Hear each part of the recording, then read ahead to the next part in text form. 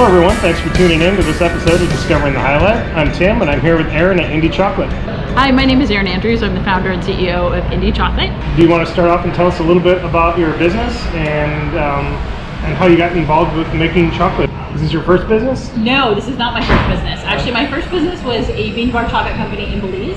Okay. I had two partners in that business and we were working with Mayan farmers that have been making and growing cacao for as long as anybody has been making and growing cacao. Oh, wow. And that's where I learned to make chocolate. And I loved it so much that I realized I needed it closer to home.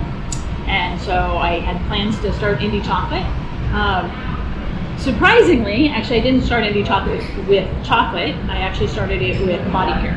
Indi is my daughter and the company is named after her. And our first product was our lotion made with cocoa butter and our lip balms made with cocoa butter. We still sell them today. People love them and keep coming back for them, but people wanted to buy my daughter's lotions and lip balms that I was making in my kitchen at home, and so that's how I started the company. So I'm a small and scrappy indie company, and we're still doing what we started out doing, and we've expanded to a lot of other fun things that we love making and doing. So you got some props here, Erin. What do you want to tell us These about? are our toys to help people understand actually how chocolate is made and where it comes from. Okay. Because most people don't realize that chocolate is often referred to as coming from the cacao bean or cacao tree.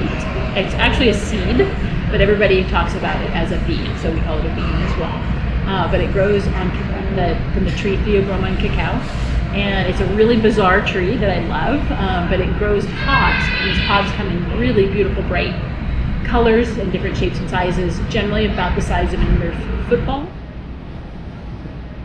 So the beans, the farmers have already fermented and dried these for us before they even come here. So we get the dried bean, and then what we're going to do is we're going to roast that. And roasting is really important, not only for coffee, but in chocolate as well, because it really brings out these great notes and flavors. And so we want really that best expression of the flavor in our chocolate. So that's why we roast it here. Then we're going to take off the outside of this, known as the husk. And then what we're looking for is the inside of the bean, which is the nib. Nibs are what make me feel like I'm a drug dealer because they're super tasty and there are a whole bunch of different ways that you can use them. People might know them as far as putting them in smoothies.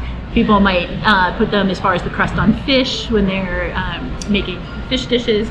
They're great in salads. Any way you use a nut, you can use a nib. And once they start asking about origins and they understand the different flavors and what origin's next, I know that they're hooked.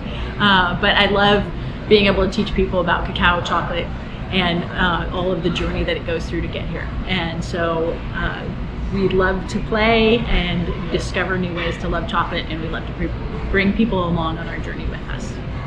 Well, thanks for teaching us a little bit about the chocolate. And you said that you're doing some enrobing right now. Can we take a look at that? Or Absolutely. Can you tell us about that? We're going to go into our chocolate factory itself so we can watch chocolate being made. And yes, I definitely want to see that chocolate waterfall. Is that what you called it? Yeah, unfortunately it's not life size. It's very Right. small. It's small enough for our truffles to make it under. But it's where we're making our chocolate as well. So when you come to Pike Place Market, you can come on in and watch the entire process from our cafe. Awesome. Let's go check it out. It's right over there.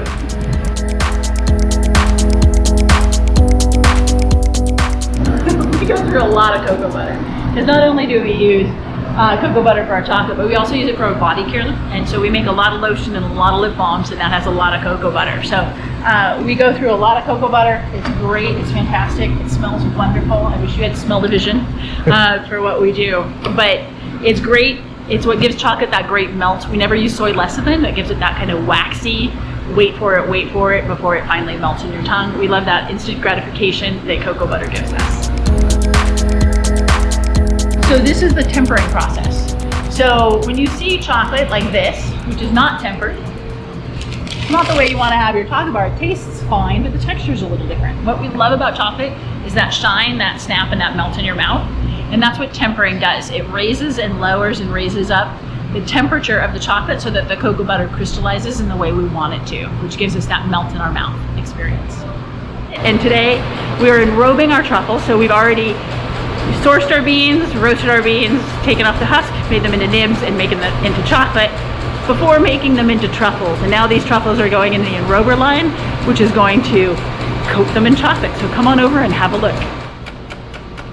So what we're doing is we've tempered our chocolate, we've made our ganache, and then we use the enrober to take those truffles on a line through a shower of chocolate to cover them, and then we have a blower on that so that we want the correct consistency, so it's not too thick of a shell, and it's just that really nice melt in your mouth, ganache inside experience of the chocolate. So I like to play with chocolate, and I like to do different things that people aren't expecting, and work with other people that do what they do really well. And one of the things that I'm very proud of is our tea line at Indi Chocolate. I've worked with a tea sommelier for years to develop and fine-tune our teas, and so they use the same cacao we make our chocolate from, and we have rose, mint, lavender, chai, orange, and coconut chai. And what's fun is we use these not only as teas, but in our drinks, in our syrups, in our cafe, and our marshmallows that we make. So we use them in a lot of different innovative ways, and it gives us that ability to play with our cacao and chocolate in new fun ways as well. So we like to do the layering, and that's one of the things that really allows us to do a lot of flexibility in what we do. There's a lot of diversity in cacao, and it's one of the things that I really like, because that diversity also means a diversity of flavor. And that's really what I source, is that I want things that taste great and have this, what I call, journey on your tongue. I journey around the world for that journey on your tongue, but what I like are things that are really memorable flavors, that are long lasting, and really take you down a path of discovery. And so I love to be able to teach people about chocolate, where it comes from, and different ways that they can use cacao as well. And we look forward to being able to do classes and events again here at Indi Chocolate once COVID and the laws of the land allow us. All right, everyone, thanks for watching this episode of Discovering the Highlight. Erin, thank you so much for hosting us. This was a lot of fun. Our pleasure. Please come back. We definitely will. And stay tuned for the next episode.